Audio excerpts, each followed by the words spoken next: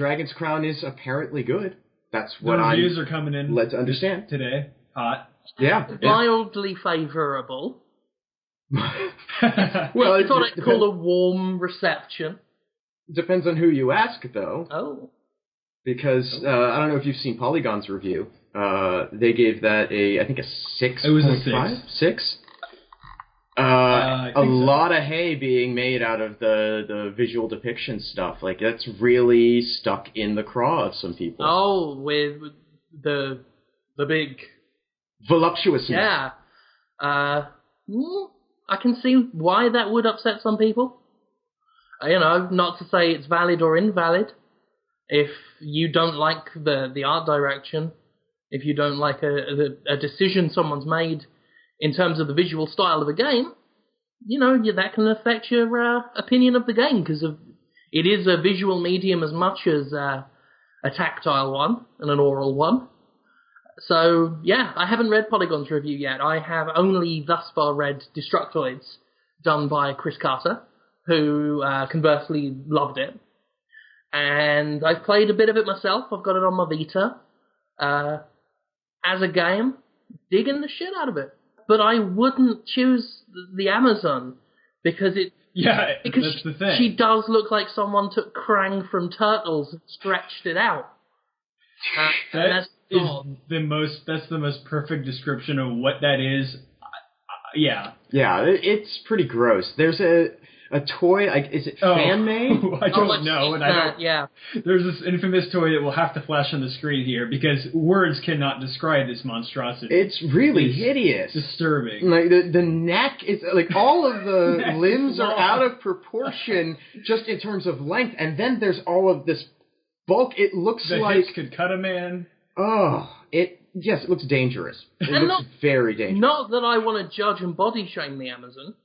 No, not at all. If Todd McFarlane gave me a ring on the phone and said, "Tell you what, Jim, we're going to make an action figure of you," I'd say, how flattering will you be? How much plastic are you going to use?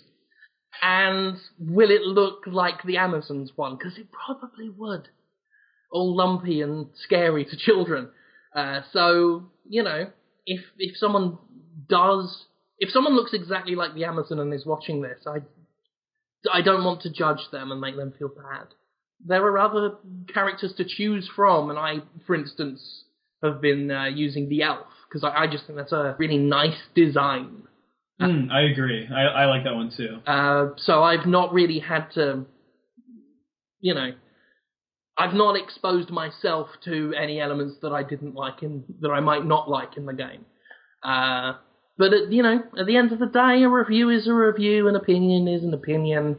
The game is getting critical acclaim some places, it's getting hated at other places. If you don't want to see a game you're looking forward to get hated, seek out the reviewers that loved it and I guess celebrate that, rather than really focus on because I've seen this before. Oh no, it's The Last of Us. There we go. Mm-hmm. PS3 title. It may have been Polygon. Or someone... I think it was. It was. Yeah, gave it a 7.5 or something.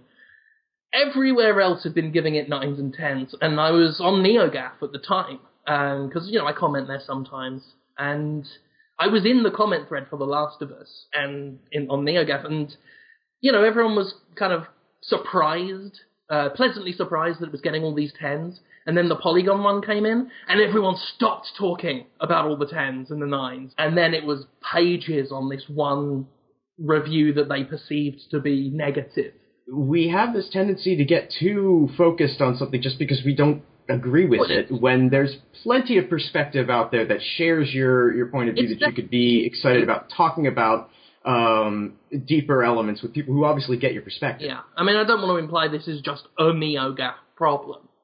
No. There's a lot of interesting discussions on there, but it is a very human problem, and I say this as someone who puts stuff out there on the internet for dissemination, and also will, amidst lots of people saying they liked a thing, it'll be the one person who said I should be fired from Destructoid or The Escapist or somewhere right. that'll hit home. So, I mean, I guess that affects us all, but I can see that when it's personal, when it's something you've done.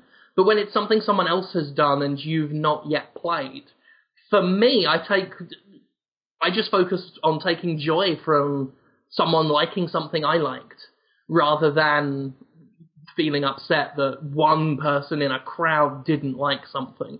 I'm all for having a wide range of opinions for reviews. Right, and I think that if you don't agree with the opinion of a review, it's fine to express that and to present that alternate perspective, because that's how we all sort of grow in our awareness and our perspective. So that's totally fine. But I don't see the purpose in attacking someone on the basis of an opinion. It seems pointless. And I speak from experience. I've been quite candid recently about my own sort of behaviour over the years. But it gets to a point where you just think, what do I stand to gain from starting a fight with someone, from arguing with someone, from attacking someone because they didn't like the same video game I liked? And there's no profit in it, whether that's financial profit, intellectual profit, emotional profit. There's nothing to be gained from it. So just play a video game. BioShock Infinite DLC was revealed. And they're taking us back to Rapture for it. Yes. Which, I mean, I'm excited. I'm very excited about seeing a little bit of Rapture just before things went totally tits up. It's a great setting. I like the idea of this alternate kind of Booker and Elizabeth existing in that place. Sort of noir feel, I think is what they're going for. Yeah, I'm really into those kinds of detective story feels. There's a lot to like, but at the same time, again, that's it. I mean, it could be a brilliant idea and have some real narrative edge that flashes out both Infinite and BioShock, or it could just be a cynical fall back on the familiar and the safe. The way I look at this, and this is the way I look at sort of any kind of sequel, is there a narrative justification for this? Do you genuinely have a good idea that came first and needed Rapture for it, or are you just using it for its own sake? I liked BioShock 2 as a game. As a story, I found it weak. And I was someone who, before BioShock 2 had even been announced, I said, if there's got to be a sequel, let it be a spiritual one. Let them go the Final Fantasy route, which, of course, is what Irrational finally did with BioShock Infinite. I felt very validated by that, because it's something I was saying long before BioShock 2 had ever appeared. I felt that's what its strength was. BioShock was a spiritual successor, I guess, to the System Shock games. And I felt we could have had another something Shock to follow up BioShock. They didn't quite do that. They kept the BioShock name, but BioShock Infinite is very much that spiritual successor rather than actual sequel. And they threw in some... Yeah, but they George Lucas that too, didn't they, to a certain extent? Like, oh, hey, but it's connected to Rapture, because everything's all connected, and don't worry, this thing that you like is still here. They really like Rapture. They do. But so do people. And I do. So do most of us. It's like, it was a little can you blame subtle them? when they did it. It was more of a shout-out than an actual crutch. It wasn't really a narrative crutch. It was more of a, here's this familiar thing.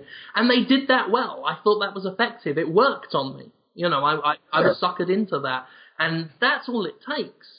BioShock 2 failed to do that because I could see the strings moving the puppets with how desperately they were shoehorning all this extra story in that no allowance was made for in the first game. So long as you can do it well, so long as you can tie it into the narrative, I don't care that you're doing it again, so long as it doesn't feel forced.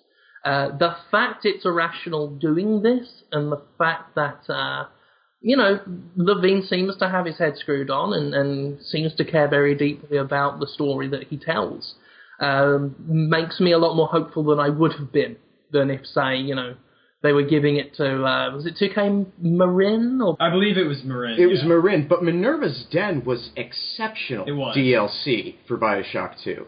Like, it was better than BioShock 2 in a lot of ways, especially narratively. So I wouldn't actually have that many concerns where that's concerned. I don't want to get burned out on Rapture because it holds such a special place in my heart. It's one of the situations where I think the people involved have earned enough benefit of the doubt to where we can safely say, I will reserve judgment until I see it. Wii U sales are still not good. They sold 50,000 more Wiis. And I just want to point out for the lovely children watching at home, that's numbers saying that, not us. Math, which is basically science, has determined that this is the case. It's not our opinion. I still want to believe that the strong lineup of titles that Nintendo has for the Wii U for the rest of the year is going to help push units. I really want to believe that. The 3DS had a slow start, for that matter. Everything Nintendo they do has some sort of slow start, except the Wii. And that's the problem that we have, is that we're trying to draw comparisons to a fluke, I think, is probably the way to look at it. Like, something that's just, that kind of success can't be repeated. This is not to insult Nintendo. This would have been true for any of the major console manufacturers, because no console or no console maker has stayed on top of the mountain for long. They get maybe a generation, maybe 2 generations on top, and then they topple, and something happens. So this thing's in a constant state of flux. So really for any company to get on top is kind of like a strike of lightning. And for the Wii to not only stay on top, but then just hover above the mountain. Oh yeah, that was lightning. And just piss down the side of the mountain and drown the village down below. That's a fucking thunderstorm and a half in a bottle.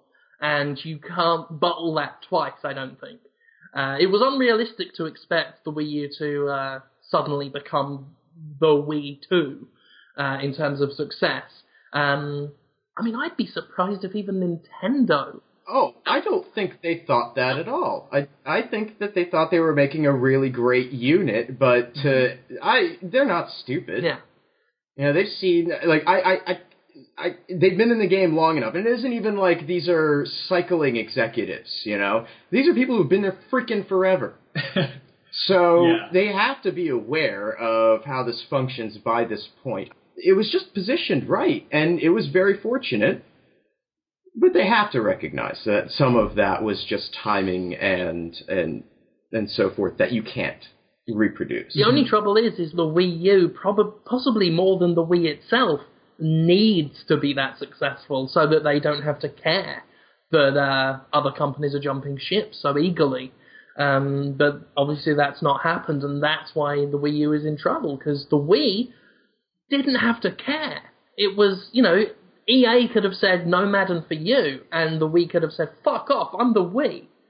But now, we're talking about EA and other companies really kind of just casually stepping away from the Wii U. Sega is supporting it. Ubisoft seems interested in still supporting it. Activision seems to be tossing it bones. And that might help, but the Wii U needed support more than the Wii does, because it wasn't going to be as successful as the Wii. And it seems to be getting even less support, which is sad, because it is a good system. I love using the gamepad. I love the whole Miiverse concept. I love the eShop for the day it was of use to me. And I think it's a sad time when any console fails badly. I think having successful systems is good for us as game players. So there's no delight to be had. I'm sure there are some people that are delighting in Nintendo's failure, but there's no joy, I think, to be gained for anyone who just cares about playing good games on good systems.